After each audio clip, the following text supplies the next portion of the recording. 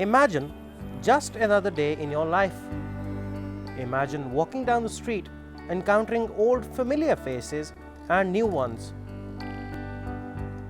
Imagine this sea of people all around you. Now imagine if you had to count all of them, all the people in Pakistan. Quite a daunting task, isn't it? In fact, if a normal person was to encounter and enumerate a new person every 10 seconds, it would take them 53 years to count up to 166 million. Imagine that. Most people can't even wrap their heads around the sheer magnitude of the numbers involved. Do you know how many zeros there are in 166 million? 166 million? I think so, I don't know. 160, 660. Might be, I don't know. I think there is 80. But this intimidating exercise is one of the most basic activities carried out by the state. The national census simply must be conducted on a regular basis. Census is in fact the basis for all kinds of representation, whether in politics or in education or in health or wherever. So census is the primary vehicle through which a community finds its expression. It is, however, by no means a benign activity. It is a tool in the hands of the state and the ruling elite to decide what kind of the society they want to create, and in case of Pakistan, to decide who will be the power and who will be the powerless. The last official census undertaken by Pakistan government was in 1998, and at the time there were more than 130 million people in the country. The male to female ratio was 108.5 males to every 100 females, and the population density was 166.3 people per square kilometer, compared to countries like India with a population density of 349.2, China with 138.5, and the United States with 31.2. But all that was more than a decade ago. Things have now changed. Let's not forget that it is not simply a question of quantitative growth of population. There's also been movement. People go to cities to get jobs.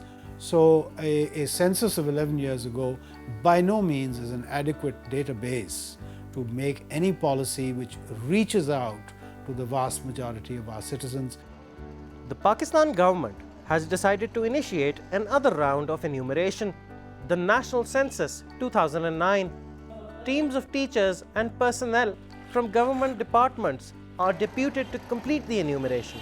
Census officials explain what these personnel have to go through before they hit the streets. Before deputing them for the census work, they are imparted proper training, explaining them the concept, definition and the procedure to count the population, the interviewing techniques, how to ask the question from the respondent. However, given past experiences, not everyone is satisfied with the level of training imparted to the enumerators. There are problems of the kind of training census teams receive. They go in with their own biases, with their own blank, spots, as it were. And there are questions it may not occur to them to ask, or questions that they may not push. The process itself, however, remains unchanged. The entire country has been divided into 4 tiers. The first being the census district, the second, census charge, the next, census circle, and finally, the census block, the smallest administrative unit assigned to one enumerator. Clearly, the task cannot be completed so simply. A lot more needs to be done in order to create a truly representative instrument for the purposes of enumerating and classifying Pakistani society, a society built up of Punjabis, Balochis, Sindhis, Pakhtuns, Muhajirs, spread over more than 800,000 kilometers. A questionnaire has been painstakingly designed to collect objective information regarding the individuals, an effort to remove all bias from the collection process. But to collect reliable population statistics, first of all, the design of the questionnaire is very important because this is the basic instrument. In designing and developing the questionnaire, a long process has been adopted. Initially, we had a methodology workshop on census, followed by another workshop that was on engendering census.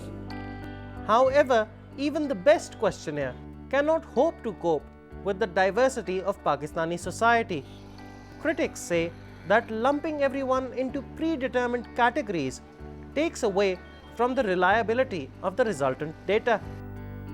One such problem is language. According to the questionnaire, the enumerator can only select from a few major languages. But what about those people it doesn't cater to? In 1998, this person came to me and he was asking me, what is your mother tongue? I said, my mother tongue is Gauri. He said, but the Gauri is not written here. I said, but you should write it. But he said, no, there is Pashto, there is Punjabi, there is Saraiki, Sindhi. I said, no, my language is Gauri. I am not a Pashtun. So why are you not writing it? So this is a problem.